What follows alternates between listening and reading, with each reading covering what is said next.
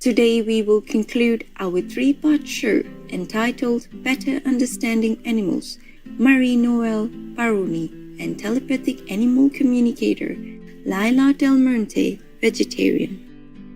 In this episode, we feature more from our fascinating interview with the gifted American communicator Miss Del Monte and Miss Paroni, who rescues animals and coaches some of them for filmmakers who wish to feature them in their movies. Usually, we tend to doubt things that cannot be proven. We are reluctant to trust our intuition. How can we get past this obstacle and gain confidence in our ability to connect inside with animals? Alors, moi, je pense que d'abord, ça se travaille par les sens. Il y a les sens physiques. Je touche la feuille, j'ai la sensation de la brise, j'ai les odeurs du mûrier. Mais je les ressentis par rapport aux animaux autour de moi. Ça, c'est des sensations purement physiques. Mais ces sensations-là, elles sont aussi à l'intérieur de nous. On peut les développer très, très, très, très loin. Je pense qu'à partir du moment où on commence à développer cette sensibilité, et c'est ça qui donne ça donne cette confiance automatiquement, parce on est connecté à soi et on est connecté à ce qu'il y a autour de nous.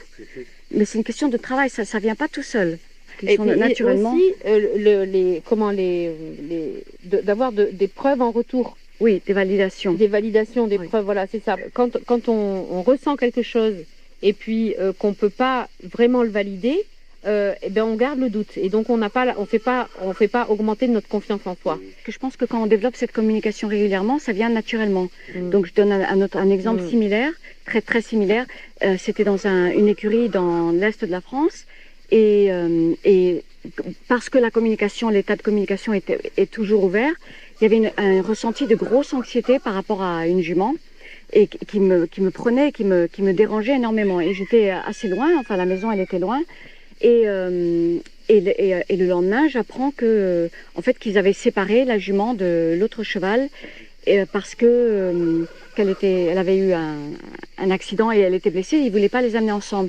Mais pour elle, l'anxiété, c'était le fait qu'elle pouvait pas être avec l'autre cheval, qu'ils allaient être séparés, et elle le savait à l'avance. C'est-à-dire ils en avaient même pas parlé devant elle. Parce qu'ils captent toutes les pensées. Ouais. C'est ça la chose. Ouais. C'est ça que j'essaye toujours d'expliquer aux cavaliers, parce qu'ils se rendent pas compte. Ouais. Ils se rendent pas compte des choses qu'ils disent devant les chevaux. Ouais.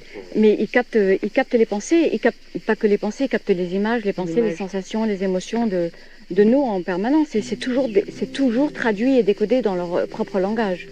Et ça aussi, c'est des validations en permanence dans les communications. Particularly in the wild, some animals are not used to the presence of humans and may view people as dangerous. We wanted to know if Laila had ever used her communication skills to save herself from unsafe circumstances. Alors plusieurs fois, moi j'étais dans des situations de danger où je me suis retrouvée face à un cerf en pleine nature et où je me suis retrouvée face à des ours et donc au Montana, et j'étais obligée de faire des communications rapides pour sauver ma peau, quoi. Et j'ai aussi été en face d'un bison, donc et j'ai pu voir, et la communication, elle est interprétée comme un danger, c'est-à-dire qu'on rentre dans leur territoire même si c'est fait que avec l'esprit. Et pareil, une autre fois en pleine forêt, on faisait un hike et on s'est retrouvé face à un cerf, parce que c'est vraiment très impressionnant, très très très impressionnant. Et pour lui, on était sur son territoire et il voulait attaquer. Et donc il a fallu transmettre très rapidement l'information. On est sur le territoire, mais on va pas juste passer et on ne prend pas ton territoire.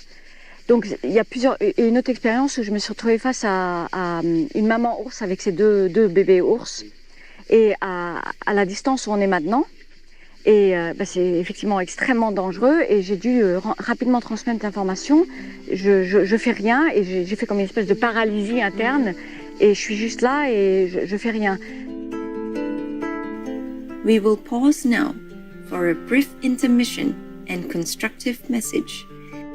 Please stay with us here on Supreme Master Television to learn more fascinating things about animals.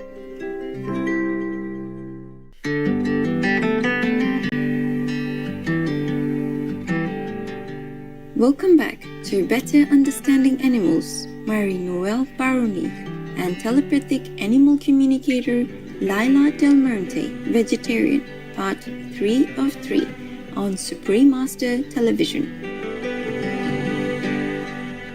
Are animals aware of our planet's perilous environmental condition? Laila weighs in. Pour moi, les animaux, ils vivent dans cet instant présent, dans leur survie. S'ils ont la conscience des conditions qui se détériorent, bah oui, c'est obligé puisque leurs conditions de vie se détériorent. C'est l'être humain qui est responsable des conditions de l'animal et c'est l'être humain qui a la responsabilité d'aller vers l'animal et de le comprendre et de transformer les dégâts qui ont été faits.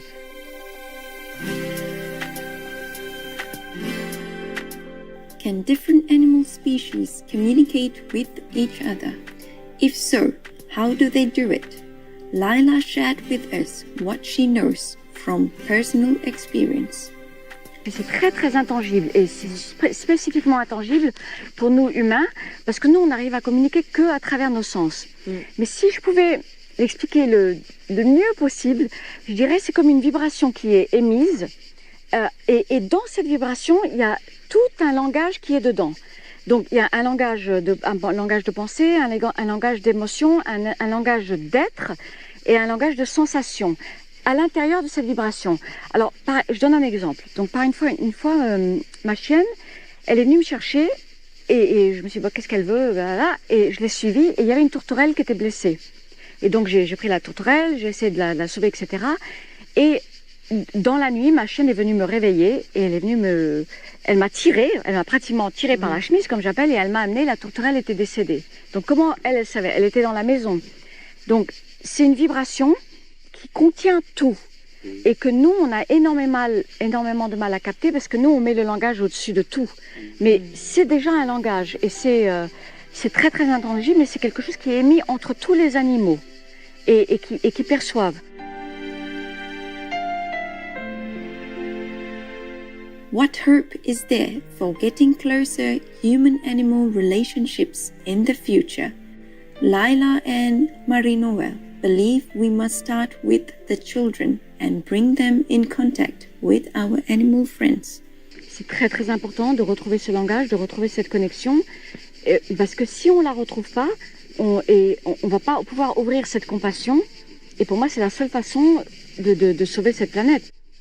Moi, ce que j'aimerais proposer, c'est d'ouvrir la connaissance aux enfants, évidemment, voilà, mais de l'ouvrir cette connaissance même un tout petit peu, mais dans les toutes petites classes, voilà, au primaire. Ouais. Au primaire où là l'esprit est complètement ouvert et il n'est pas encore formaté et tout ça, et de pouvoir juste leur donner l'expérience une seule fois. Mais il faut qu'ils aient l'expérience directe avec les animaux. Parce qu'ils font pas la corrélation. Donc ils font pas la corrélation de ce qu'il y a dans leur assiette, que c'est un animal, ils font pas la corrélation avec la cruauté qui se passe. Tout ça, ils peuvent pas comprendre. Il faut qu'ils sachent, qu'ils soient proches de l'animal pour le comprendre, de le ressentir et pouvoir se connecter vraiment à l'animal.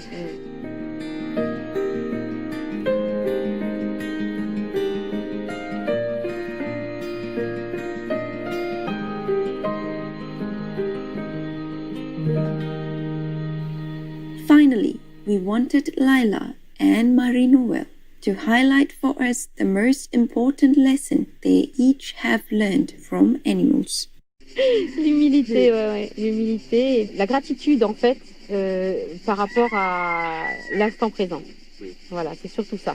C'est cette gratitude que j'ai infinie et immense et pour justement la chance de vivre l'instant présent. Et comme dit Marisol, c'est cette humilité, mais c'est en permanence. Enfin, moi, je me sens accompagnée tout le temps dans les états dans lesquels je suis. Et puis sans ce jugement toujours ou l'analyse ou la critique, ou enfin tout ça, voilà. Et ça c'est Ça, c'est un sacré... Enfin, c'est une aide pour moi énorme. Comme elle dit, acceptation, accompagnement avec nous. Donc, du coup, on peut être vraiment réel et authentique. On peut être vraiment vrai. Il n'y a pas besoin d'avoir les masques et de protéger, de cacher ou de faire semblant ou d'approximation. On peut être tout simplement. Et ça, c'est incroyable. Our appreciation goes to Laila Del Monte and Marie-Noëlle Baroni for providing their valuable perspectives so we can appreciate even more the precious animals around us. May God's love always be with them as they help people to awaken their compassion and appropriately care for our animal co-inhabitants.